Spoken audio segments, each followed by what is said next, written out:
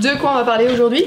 D'amour! Oh yeah baby! Hey tout le monde, comment allez-vous? Je suis ravie aujourd'hui de vous partager une vidéo sur le thème de l'amour puisqu'on est à la veille de la Saint-Valentin.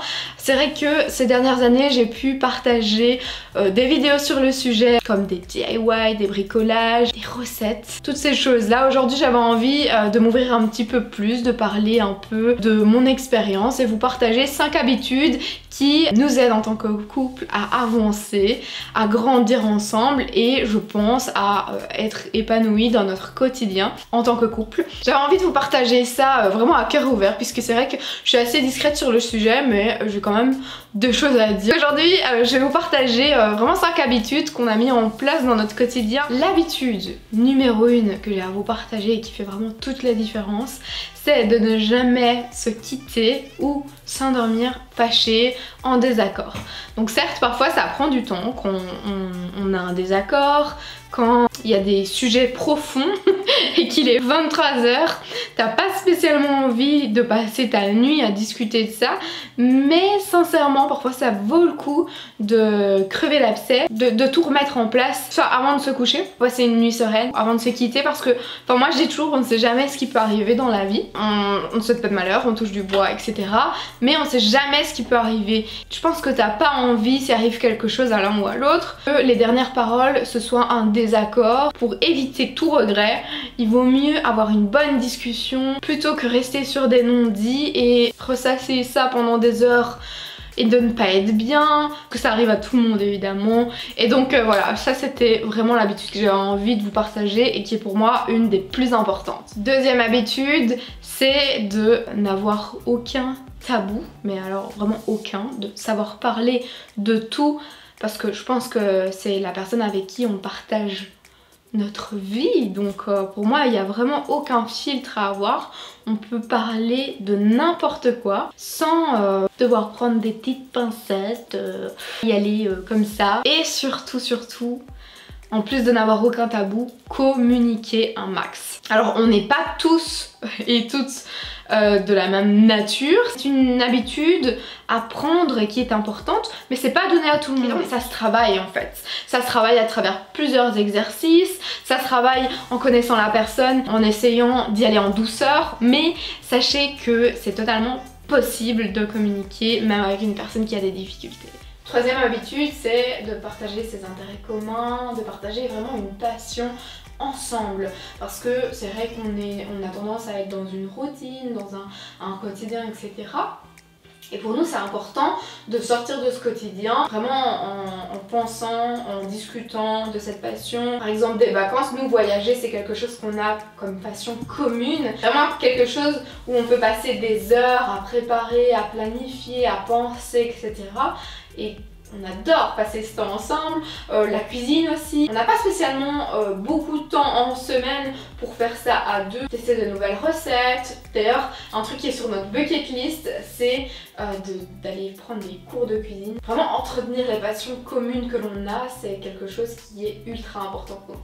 Quatrième habitude, c'est d'avoir des petites attentions, mais vraiment ça peut partir de rien du tout, hein. Les attentions comme un petit post-it sur l'ordinateur, ça peut être un petit mot quand je lui prépare un lunch, enfin voilà, c'est vraiment des petites choses qui ont l'air peut-être ridicules d'un œil comme ça, t'es de là ok, mais c'est des petites attentions qui font du bien, qui te donnent le sourire et qui font toute la différence.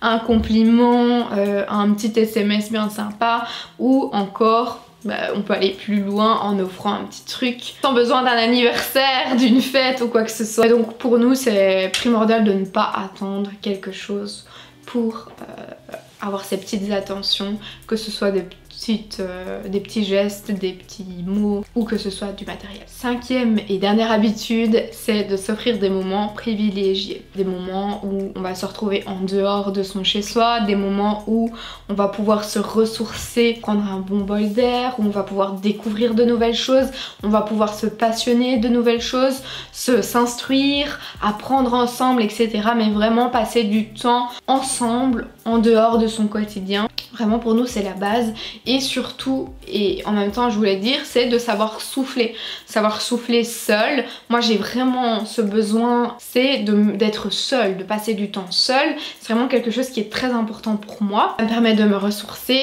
et vraiment de recharger mes batteries. Faire des choses en dehors de son couple, d'avoir ses propres passions, ses propres activités, c'est tout aussi important également, et à ne pas oublier. S'offrir des moments privilégiés, ça peut être aussi sortir de sa zone de confort. Vous pouvez totalement passer ce moment-là chez vous, mais en faisant autre chose.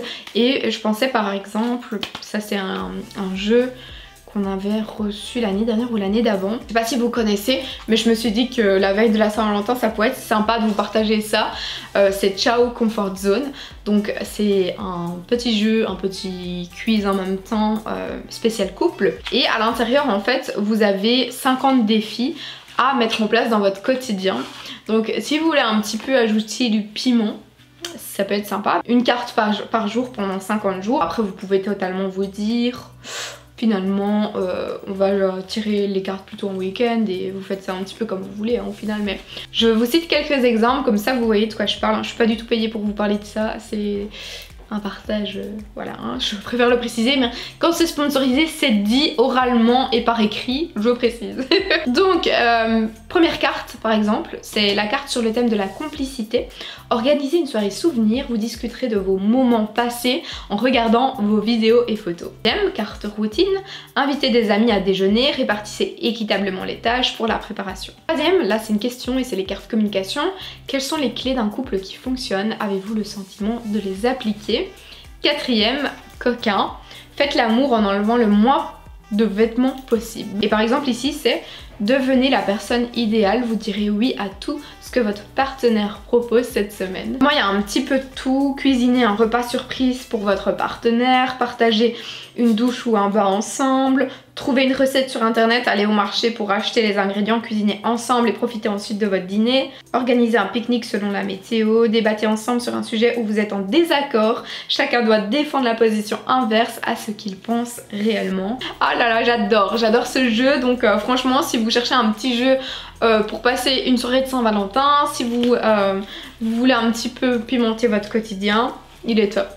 Et bien écoutez, je pense avoir fait le tour dans cette vidéo, et bien évidemment je pense que j'ai encore pas mal de choses à dire à ce sujet. Si le thème de cette vidéo vous a plu, n'hésitez pas à mettre un pouce vers le haut, à me dire en commentaire si vous aimeriez voir d'autres vidéos à ce sujet sur ma chaîne. Je vous fais plein de gros bisous et je vous dis à la prochaine. Et je vous souhaite d'avance une très bonne Saint-Valentin, peu importe votre situation, que vous soyez en couple ou pas, ça n'a pas d'importance. L'amour pour soi, je vous fais plein de gros bisous et je vous dis une bonne Saint-Valentin. Mouah.